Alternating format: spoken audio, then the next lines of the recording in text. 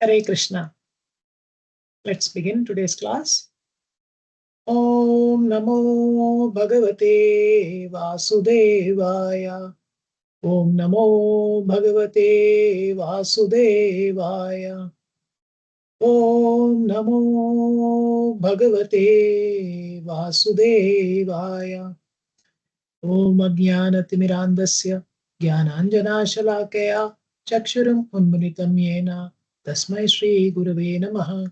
Shri Chaitanya Manobhishtam Stapitam Yena Bhutale Swayam Rupa Kadamahyam Dadati Swapadantikam Vandeham Shri Guroh Shri Yuta Padakamalam Shri Gurun Vaishnavamscha Shri Rupam Sagarajata Sadhana Raghunathanvitam Tam Sajivam Sadvaitam Savadutam Parijana Sahitam Krishna Chaitanya Devam Shri Radha Krishna Pada Sagana Lalita Shri Vishakhanvitamscha He Krishna Karuna Sindho Dina Bandho Jagatpate Gopesha Gopika Kanta Radha Kanta Namostute Tapta Kanchana Gaurangi Radhe Vrindavaneshwari Rishabhano Sute Devi Pranamami Hari Priye Vanchakalpatarubhyascha Kripa Sindhubhyev cha Patitanam Pavanebhyo Vaishnavebhyo Namo Namaha.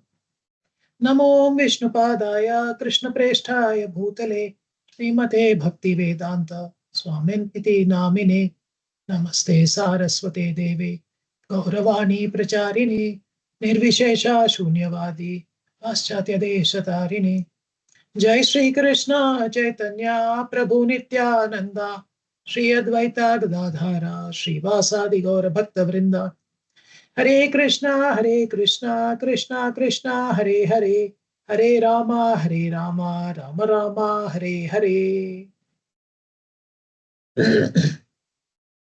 Hare Krishna.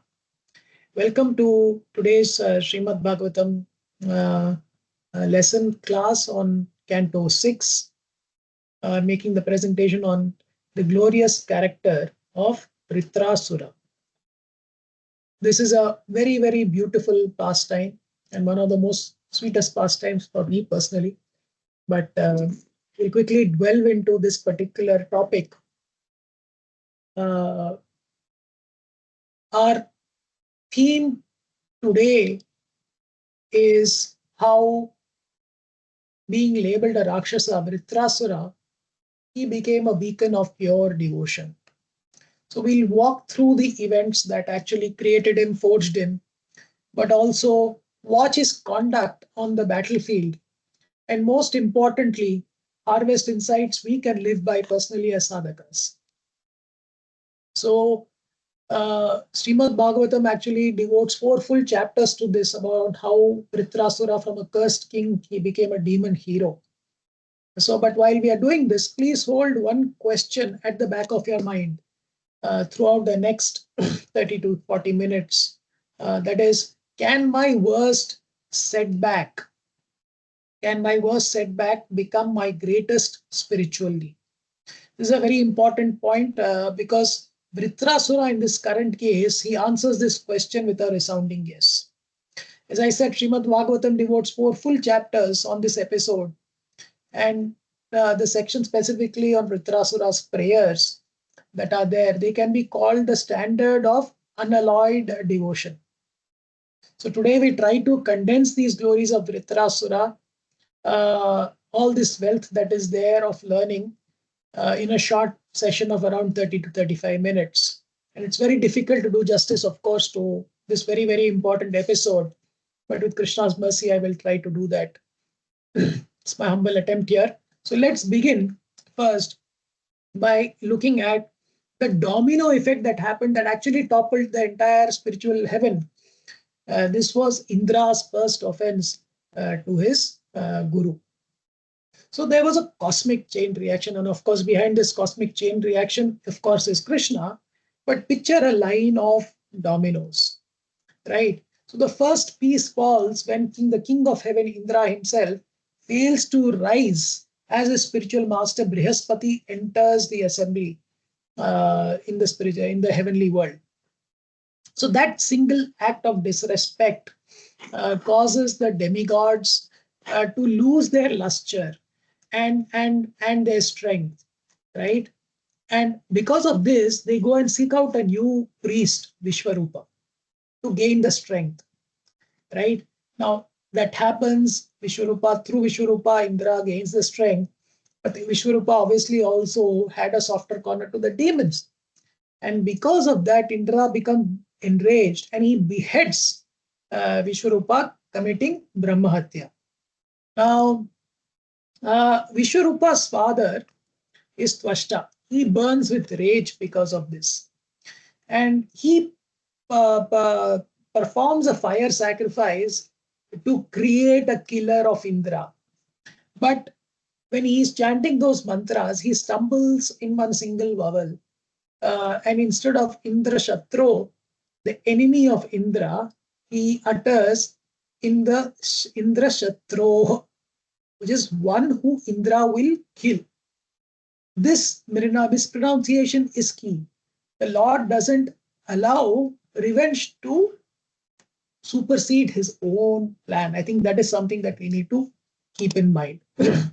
So meanwhile, far away, King Chitraketu, who is a pure devotee of the Lord, jokingly comments of Lord Shiva's public intimacy with Mother Parvati. And an offended Mother Parvati, who gets very angry, curses him. She says, "Become a demon." Chitraketu, however, bows down and he smiles and accepts that. And that acceptance becomes the seed for our hero, Vritrasura. And so through this curse, he is born as the gigantic Vritrasura. Literally one who envelopes the entire world. Yet the Lord preserves his devotional memory. Shukadeva Goswami insists, although he appeared amongst the demons, he was actually a pure devotee. Now when Vritrasura appears, Shukadeva Goswami, he delightfully glorifies him in the Śrīmad Bhāgavatam. And the physical appearance of Vritrasura as described by Shukadeva Goswami is that he grew tall, he was blackish, and he appeared like a burnt hill that was towering over the battlefield. The hair on the demon's body and his beard, his mustache were all the color of melted copper. And his eyes were piercing like the midday sun, like you see in that picture. You know, it was piercing like the midday sun, a strong heat of the midday sun. And he appeared completely unconquerable. And he was holding his blazing trident as if the three worlds on the points of his blazing trident.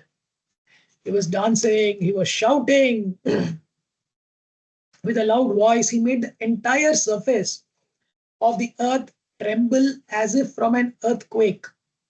Seeing this gigantic demon, everyone in great fear ran here and there in all directions. As I had said, Vritrasura covered all the planetary systems by the dint of austerity. Therefore, his name was Vritra, or one who covers everything or envelopes everything. So, in the first place, of course, the demigods and Indra were defeated. And having been defeated by Vritrasura, they had no other protection.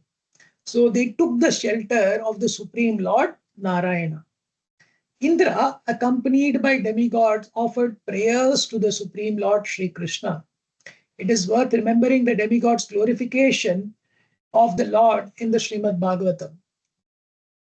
In 6.9.22, they say, Avismitam tam paripurna kamam svenaiva labhena samam prasantam vinopasarpatya param hibalisha shvalangu lena tititarti sindhum, which means free from all material conceptions of existence and never wonderstruck by anything, the Lord is always jubilant and fully satisfied by his own spiritual perfection. He has no material designations, and therefore he is steady and unattached. That supreme personality of Godhead is the only shelter of everyone. Anyone desiring to be protected by others is certainly a great fool who desires to cross the sea by holding the tail of a dog. So we need to nail the message in our dull head that depending on anyone in this material world other than Krishna is most unfortunate, but not only that, it is fruitless. Now, let's move on, and now let's see that, we will learn now more about this demon, Vritrasura.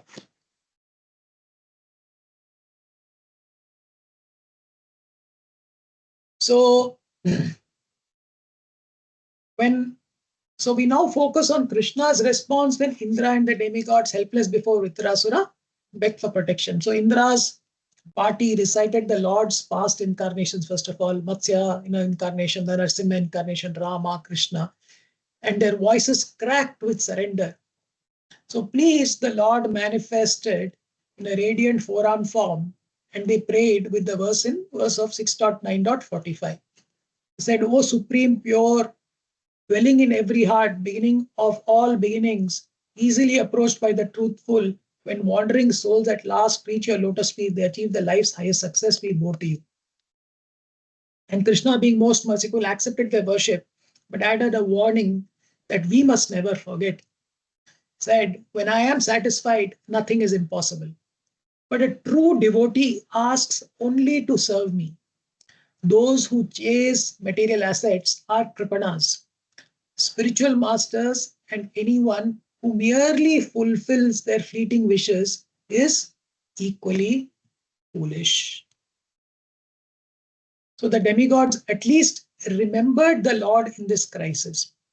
So we often chase comforts first and cry out later for help. Our minds wander, senses rebel. Prayers sound like sometimes like shopping lists. When we are chanting, for example, our mind wanders what is happening on the mobile phone or what is happening in the news. So, but let Krishna's message here reset our compass. That is very, very important. We need to seek service, not stuff. Protection, not possessions. So let's now return back to the battlefield and learn how Vritrasura embodied this teaching perfectly. So the next heroic figure in this saga is sage Dadichi. So after Krishna instructed them, Indra and the Devas approached this exalted, renowned sage and begged the unthinkable. They said, please give up your body so we can fashion a weapon to stop Vritrasura with Dadichi Muni's bones. So Dadichi first actually he hesitated. He wanted to test their grasp of dharma. When he saw their genuine humility, he agreed, saying in 6.10.8, he said, one who will not sacrifice his temporary body for a higher cause is to be pitied even by the trees.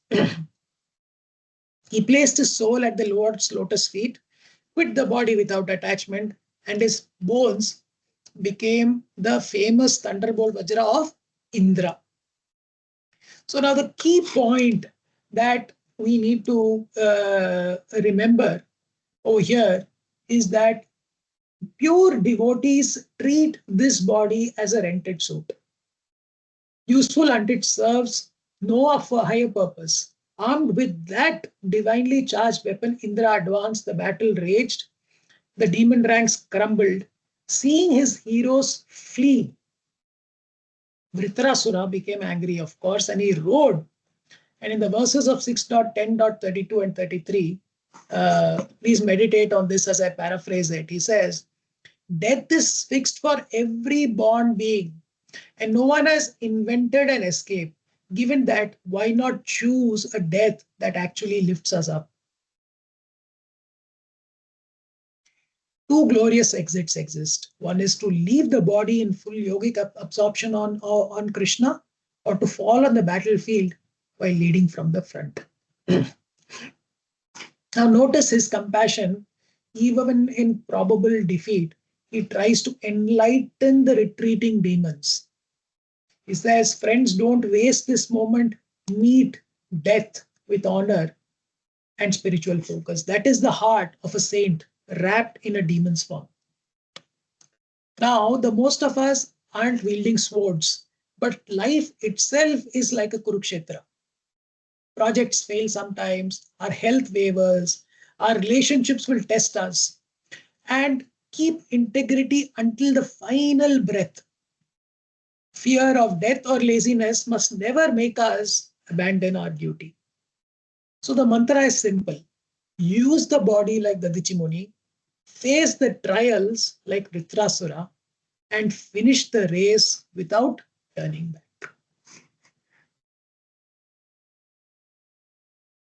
Moving on, we enter into one of the most revealing moments of this pastime, the war between Indra and Vritrasura, and that's on the theme of fair dealings. So picture this scene. Vritrasura's commanders, they realize their power is draining, panic ripples through the demon army, and they bolt. So seeing an opening, the demigods pounce on these fleeing soldiers and act clearly against the codes of righteous warfare. So Vritrasura here is outraged. He's again angry. First, he turns on his own men and thunders, "You aren't born of mothers. You exited like stool." In other words, cowardice voids one's dignity at birth. Then he swings towards the Devas and calls them out. If you truly prize heroism, and if lust hasn't eaten your heart, stand before me now. His roar shakes the earth. Many demigods actually faint. So this moral authority in action, he chastises both sides impartially. Indra recovers enough actually to hurl his iron club on Vritrasura. And Vritrasura snatches it midair, and with his left hand, as casually as a child grabs a toy, he then smashes Airavata's head. Blood starts pouring from Airavata's head, and Indra is stricken with grief. And here comes the real test. So, sorry, went a bit early.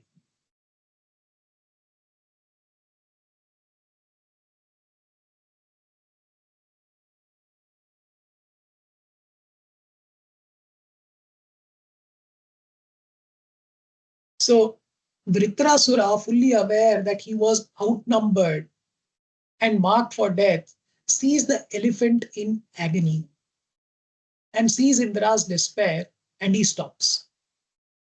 So there is no finishing blow, no cheap shot that Vritrasura executes in this moment. The Bhagavatam notes, observing the elephant's suffering and Indra's distress, the great soul, follower of religious principles, refrained from further attack.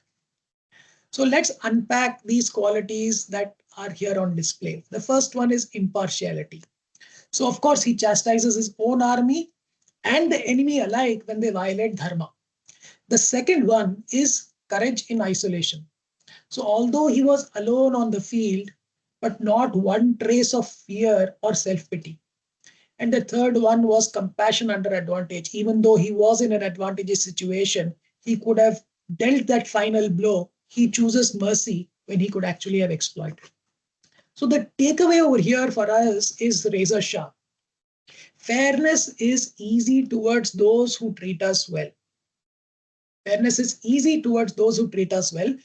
True greatness is fairness towards those who treat us badly. Next time someone wrongs us, gossips at work, a family fight, or a misunderstanding, remember this scene. The towering demon who upheld justice, even for the very people trying to kill him. So hold this image as we move forward, because Vritrasura's integrity is about to shine now even brighter. So having paused out of compassion, now Vritrasura now stands before Indra and Airavata. The elephant's pain has eased under Indra's, taking care of him, and both master and the elephant, now they're staring silently at that towering enemy. So Vritrasura, he remembers a cruel fact. Indra once took the shelter of Vishwarupa as Guru and then beheaded him in paranoia. Yet the demon devotee harbors no personal vendetta here.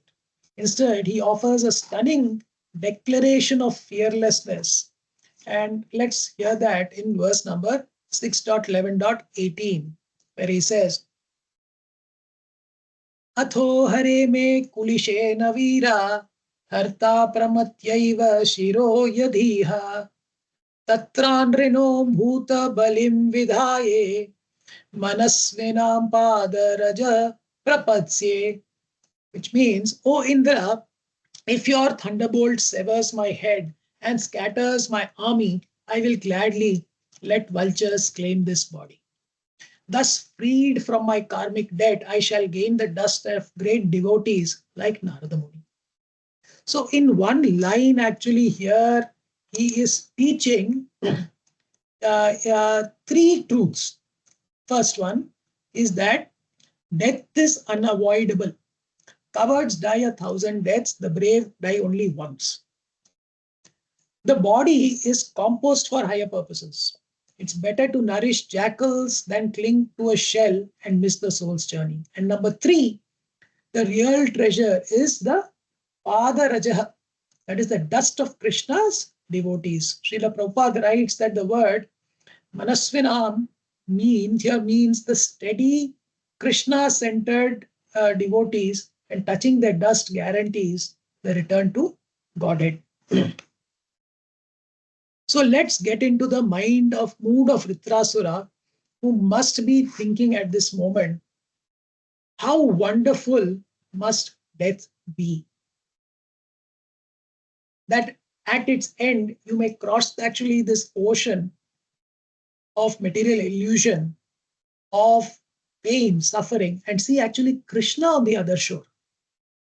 Similarly, a Vaishnava only fears separation from service, not the moment the soul changes rooms. So these are implications for every crisis. Illness, job, loss could be there, aging could be there. This is a rehearsal for that ultimate exam, right, or the ultimate threshold. So we can choose the covered script, that is grip tighter, complain, panic, or Vritrasura script, which is to accept, act nobly, and hold fast to Guru and the devotees. Remember, no amount of self-effort open Goloka's gate. The Guru's dust only does that. So let's keep in mind, let's be fearless of death. Be hungry for the sadhu's dust from their lotus feet. If we cultivate that resolve now, the final exam, when we have to take that at that point of death, will actually feel like a promotion. It will not feel like a punishment. Now we'll continue moving into that pastime, and we'll see how Vritrasura deepens this surrender with his immortal prayers.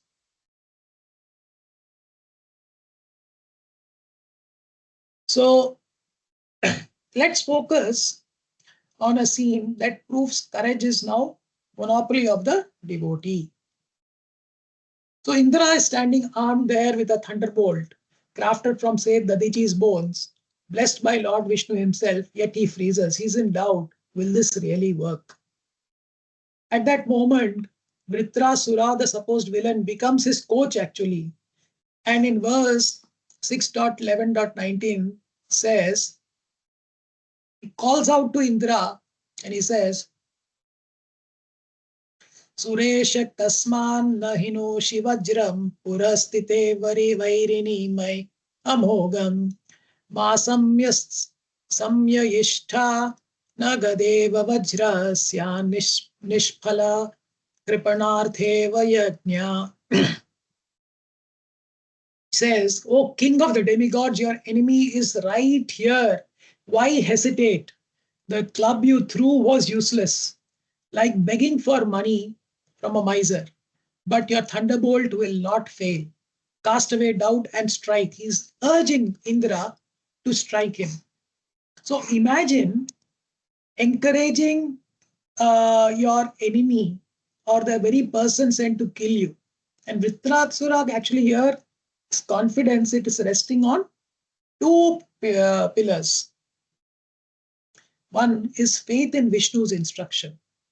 He knows any weapon sanctioned by the Lord is guaranteed to succeed. And the second one is his desire for liberation, not survival. He sees the thunderbolt actually as his passport to go back to God. So Srila Prabhupada comments that although Indra couldn't grasp the infallibility of Krishna's order, Vritrasura could because he was a Vaishnava. His words eliminate Indra's doubts and the battle resumes. So you can contrast the motives here. Indra on one side fights to reclaim a throne, protect prestige, safeguard sense gratification. And on the other side, you have Vritrasura, who's actually fighting to fulfill the Lord's plan. He wants to renounce his body and gain the dust of the devotees' feet. So one trembles on one side and the other on the other side, the other one is standing unbudging. It's not budging on the face of death. So courage is the monopoly of the Krishna conscious devotee. Keep that in mind. Why is that so? Because courage is simply unbroken trust that Krishna's will is supreme and benevolent. That Krishna's will is supreme and benevolent. That is the unbroken trust that gives you that courage. So how does this apply to all of us? When crisis hits us, we have health scares, job uncertainties, for example, we often resemble Indra, holding the thunderbolt of scriptures, yet paralyzed by doubt. Even though we can completely here surrender to Krishna and ensure that he's going to be taking care of us, we still are paralyzed by doubt. And the cure is to borrow Vritrasura's vision here. Recall that Krishna's word never fails. Align our intention with his and step forward. Krishna tells in the Bhagavad Gita, Sarva Dharmam Paritijya. Abandon all varieties of religion, surrender unto him, and he will protect you. So the takeaway for us is material resources may wobble, but the heart anchored in Krishna acts with fearless clarity. So maybe we all need to cultivate this kind of a courage in our own battles that we have in life. So now we reach the next realization of in Vritrasura, which is material possessions are shackles, they are not trophies, as depicted in this nice picture out here. So still facing Indra, Vritrasura actually, he now pleads Indra. He says, strike me now, strike now, my victory is certain because your weapon bears Vishnu's order and I'm ready to drop this body. He calls it the Gramya Pasha, that is the village rope of attachment. And Srila Prabhupada writes in 6.11.21 that fools invest every hope in a body destined for decay, never eager to return home to Krishna. And then Vritrasura delivers the verse 6.11.22, wherein he says, Pumsham kilaikanta dhiyam swakanam ya sampado divi mumau rasayam narati yad desh dvesha udvekadhir madakalir vyasanam samprayasha. So let me summarize this verse, which means that when the Lord recognizes someone as a surrendered servant, he does not load that person with the brilliance of riches of earth or heaven, because those riches ignite rivalry, anxiety, pride, and endless effort to maintain them actually. So notice this paradox over here, that withholding opulence is the Lord's mercy actually. And we often have this question, why are we sometimes suffering even though we are so pious? Why do bad things happen to good people? But here Vritrasura is saying that withholding the opulence is actually Lord's mercy. Why hand his child a box of snakes? Wealth, fame, even comfort, enlarge the ego and fan the fear of loss. So there are many practical reflections for us here as sadhakas. So think about this. Has a new gadget ever simplified your life? You got a new gadget, did it simplify your life? Or did it actually, create additional complexities like maybe new passwords, updates? Sometimes we incur repair bills, maintenance, or subtle pride. I remember once when I actually bought a car, I realized that you have to pay for maintenance for it. There's more expenses actually coming with a car. And sometimes maybe it's easier to use public transport. But more importantly, it generates this subtle pride that is there. So clear, it's very, very clear out here that the more material acquisitions we have, the more knots that are getting built. And Vritrasura's faith here, it contrasts sharply with Indra's insecurity. So Indra fought to regain luxury, but Vritrasura fought to shed it actually. So he trusts Krishna's perfect allocation system. Says the Lord knows what I truly need for bhakti, nothing more, nothing less. So if Krishna, think about this, if Krishna chooses to give with 1,000 hands, can we block it with these two human hands? When Krishna decides to give, can we block it? And in the other side, if he chooses to take it with those 1,000 hands, can we stop it? Can we guard it? Can we protect it? Let's reflect about this point because it's that single truth that will help dissolve hankering that we have in our hearts and all the fear also of losing in one stroke.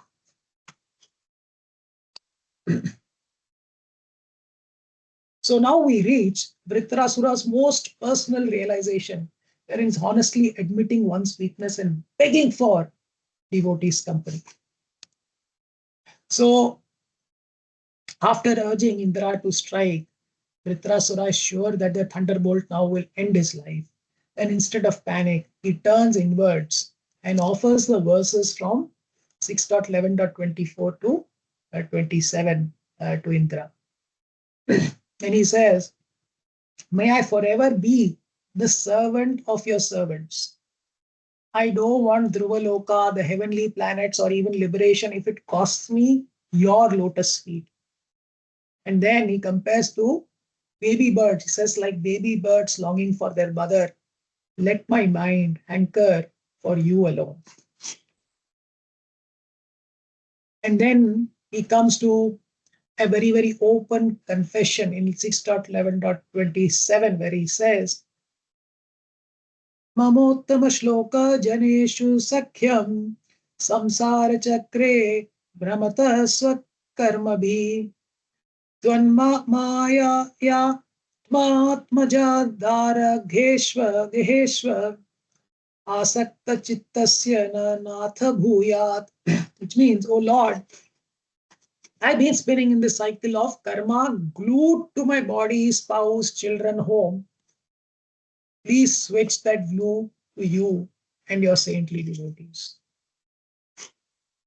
So, notice here that here an exalted devotee is not afraid to admit entanglement. Srila Prabhupada calls this body as Gramya Pasha, the village rope. Vritrasura wants to cut it. He wants it cut. We, in contrast, often polish this rope and call it progress.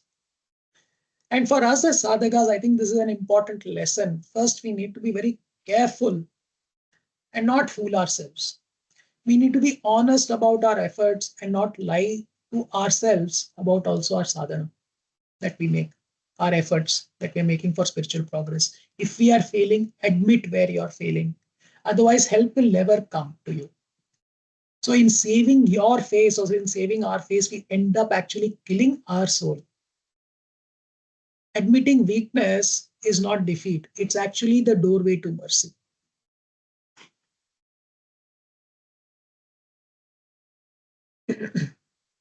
Now we continue on, move on to the next. So what does Vritrasura do?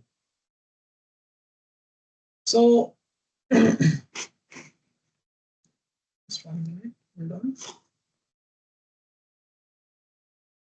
So I forgot to actually share the practical reflections that we need to have over here. I'm just going back to that. But think about, having your prayers, beginning your prayers, with actually taking stock and telling the Lord where you are.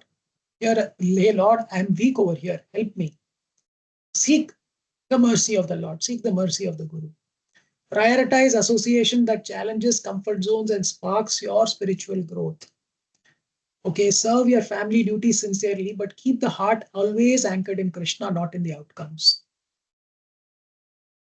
So when we confess, it invites compassion, and devotee company is the cure. So next, we'll see how Vritrasura seals this surrender in his final moments. So what does now Vritrasura do? He puts cold water on our favorite illusion, which is control. In 6.12.12, he says, the senseless man, although always dependent, imagines himself like the supreme. He thinks mother and father create life and a tiger devours life. Yet it is Krishna who both creates and devours, using other beings just as instruments. Now, Srila Prabhupada, he unpacks this whole thing in his purport with surgical clarity. He says that a father does not decide to place the soul in the womb. The Lord seated in the heart, he dictates it. And according to the accumulated karma of a person, the soul is rooted into a specific seed, a specific womb, and at a specific time. Yatha yoni, yatha bijam. The same Lord schedules the moment another agent, disease, accident, predator terminates that body also.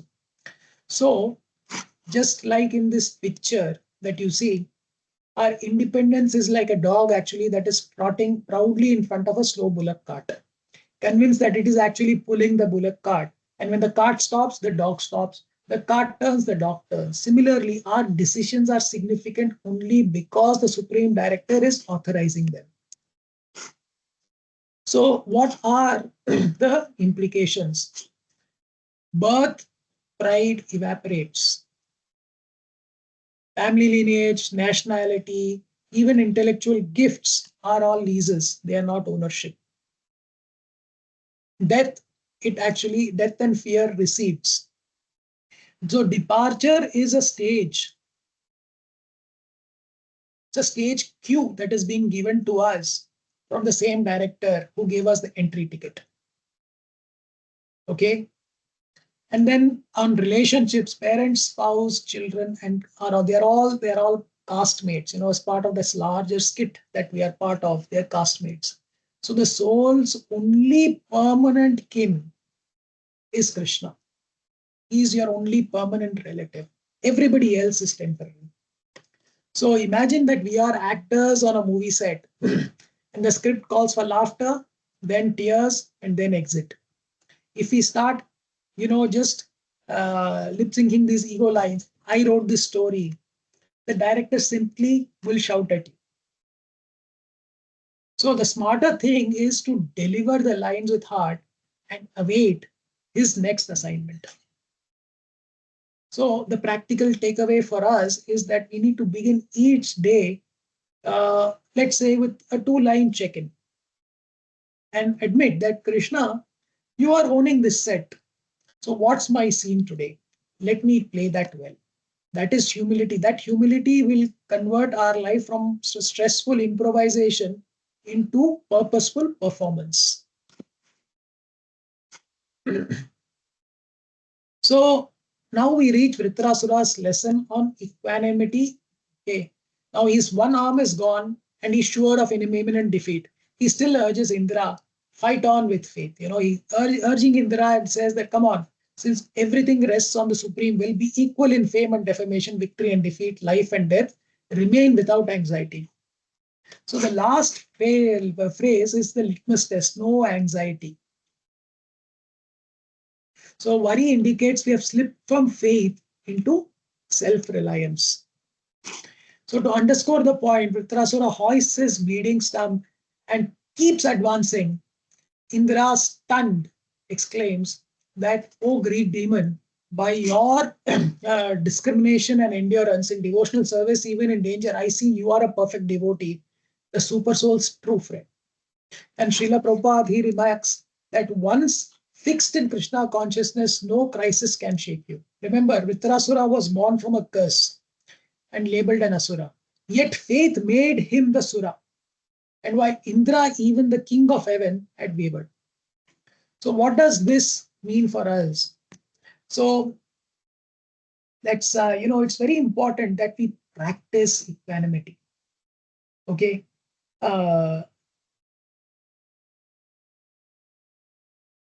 We need to try and stay anxiety free. So when panic will arise, we need to go back to 6.12.14 and remind the mind who writes this script for us. The script is not being written by us, it's already written by somebody else. Right? And we need to continue with our sadhana. We need to keep chanting, keep serving, whether arm or no arm, just like Vritrasura, promotion or we get a pink slip or dismissal in our job. The service attitude has to keep continuing. We need to keep studying, keep serving, keep chanting. And let's keep in mind that storms, they test the anchor. They don't test the boat. So if our anchor is the Lord's will, the boat may rock, but will not capsize. So remember, unflinching faith is needed here, and undisturbed sadhana is needed. Ahetuki apratihata. So let's praise or blame pass like clouds. Okay, praise and blame will pass like clouds, but we need to keep rowing towards Krishna. So we now move to the final moment where Vritrasura's final triumphant embrace of the thunderbolt blossoms into liberation. So the so-called death of Vritrasura, we'll see this and also witness why it proves the great devotee never dies. So Vritrasura encourages Indra to fight, and after doing this, Vritrasura, now minus both arms, hurls his iron club with his teeth and then expands like a walking mountain. He strides forwards, opens his vast mouth and swallows Indra and Airavata whole, just like a python, it gulps down an elephant. Yet Indra is now shielded by the Narayana Kavacha mantra, and with this invisible mystic power, he remains alive in the demon's belly. And with the Lord's forged thunderbolt, he pierces the abdomen and crawls out right now, and he cuts free. And then he begins sawing at Vritrasura's neck.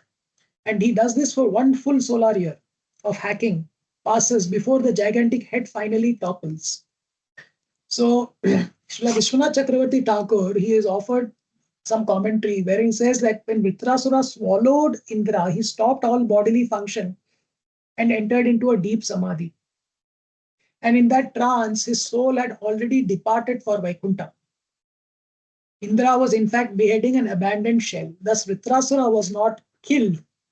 He simply exited the stage and joined Lord Shankarshana as an eternal associate. That's why we say great devotees are immortal. Their bodies dissolve, but their consciousness, their teachings, and their examples will live on. So, dates of great devotee, clearly they outlive the body. So, to conclude this lesson, let's try to focus on what are the key takeaways for us from this particular uh, um, story or pastime. The first one is that we need to ask only for service. We never should be asking for any kind of perks. We need to perform our duty diligently until the last breath takes us away. Okay. Very, very important is to treat even our enemies with fairness. Okay. And not have kind of double standards, how we are going to be treating. It's very difficult, but we have to try to get there at least. Remember that courage is the monopoly of Krishna's devotees. So courage equals to devotees' monopoly. Keep that in mind. Remember the word Gramya Pasya? So all these material entanglements, all the possessions are like ropes. And we need to try and travel light. Okay? Be fearless in admitting your own weakness, because honesty invites mercy. And keep in mind that win or lose, victory or defeat, all this will rest only on Krishna's will. So winning or losing happens because of Krishna's will. So, and then no one is independent. The only person who's independent is Krishna is independent. Okay, and he's the person who is orchestrating birth. He can only do it. Nobody else can do it. Let's be equipoised in both joy and sorrow and hold an equal vision towards growth. And lastly, live without anxiety, because by living without anxiety, we are actually trusting the director, the Supreme Personality of Godhead, Krishna. So, if we integrate even one of these lessons, Vritrasura's death becomes actually our lifeline. So, thank you for journeying through this fantastic episode. Any misstep in this presentation is mine, and whatever inspired you is coming from Vritrasura and our acharyas and all the senior Vaishnavas from whom I have borrowed and created these slides. May this example actually propel us towards fearless service, and hopefully one day we have a joyful reunion with the Lord back when we go back home, back to Godhead. Hare Krishna, Grantaraj Śrīmad Bhāgavatam ki jai, Srila Prabhupada ki jai. Hare Krishna.